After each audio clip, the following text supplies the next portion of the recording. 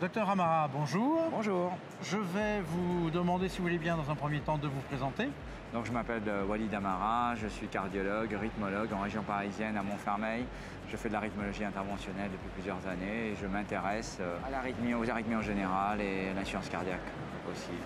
Si je vous ai demandé de répondre à quelques questions, c'est que vous avez présenté ce matin un poster particulièrement intéressant, puisqu'il s'agit de l'évaluation du devenir des patients qui ont eu une ablation sous un nouvel anticoagulant. Et donc l'étude s'appelle AMPERE-AF et c'est une étude qui a été faite avec un de ces AOD, et en l'occurrence ici c'était l'apixaban.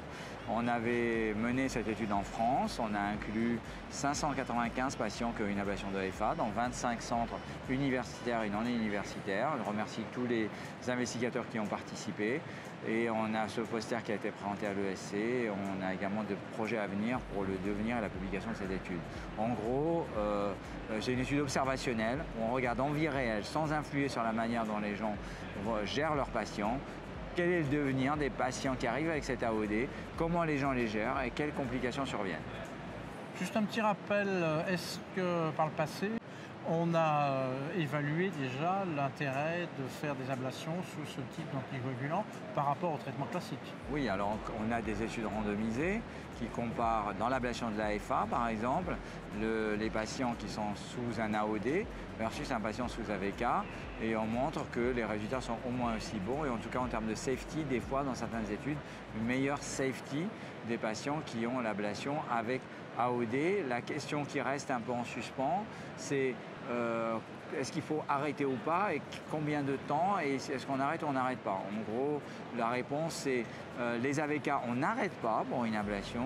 Les AOD pour une ablation de FA, le guide ERA qui a été publié il y a un an disait que c'était globalement ouvert avec un certain nombre de critères pour dire est-ce qu'on arrête ou on n'arrête pas. Et probablement à la fin, vous me direz mon message en pratique, je vous dirai ce que je pense du guide ERA au vu de notre étude.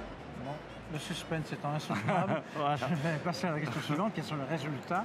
Alors les résultats, la moitié des ablations c'était des ablations autres que la FA, essentiellement les flotteurs, et la moitié c'est les ablations de FA.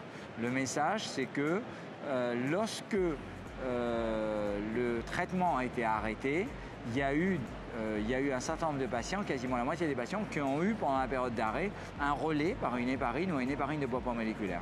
Et ce qu'on a montré, c'est que lorsqu'il y avait ce relais, l'odds ratio de survenue d'un événement hémorragique était multiplié par 2,5.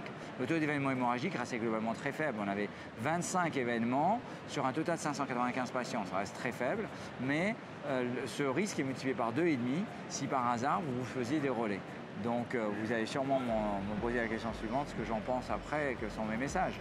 Eh bien, précisément, quels sont les messages qu'on peut tirer de ce registre? Je lis dans vos pensées. Mon message, c'est que, 1, il ne faut jamais faire de relais, et 2, probablement, il ne faudrait quasiment pas arrêter l'anticoagulant. Donc je pense que globalement, pour une ablation de flotteur, personne n'arrête.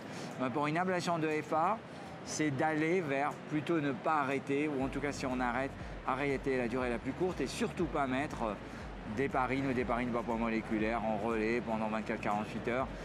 Ça n'a pas de sens. Si on doit remettre un anticoagulant, autant reprendre son propre anticoagulant qui avait bien été évalué chez le patient et qui tolérait bien jusque-là. Et donc l'idée, moi derrière, c'est qu'on fera de plus en plus d'ablations sans aucun arrêt, y compris des anticoagulants redirect. Quand vous dites aucun arrêt, c'est aucun arrêt et pas de relais, c'est pareil. Pas de relais, hein? Pas de relais, pas d'arrêt. Okay. Est-ce que cette étude va peut-être donner lieu à d'autres développements, à un suivi? Est-ce qu'il y a des choses que vous n'avez pas spécialement pu étudier, des regrets et des questions qui restent encore?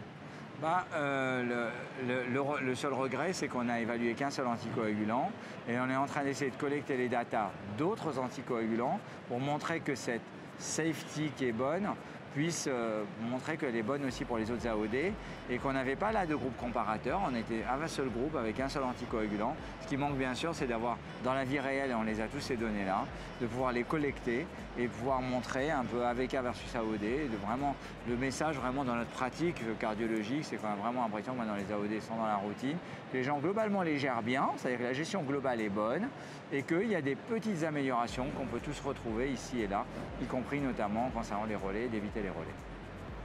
J'ai fait le tour du problème, je crois qu'il ne me reste plus qu'à vous remercier. Merci et bon congrès, bonne rentrée scolaire à tout le monde.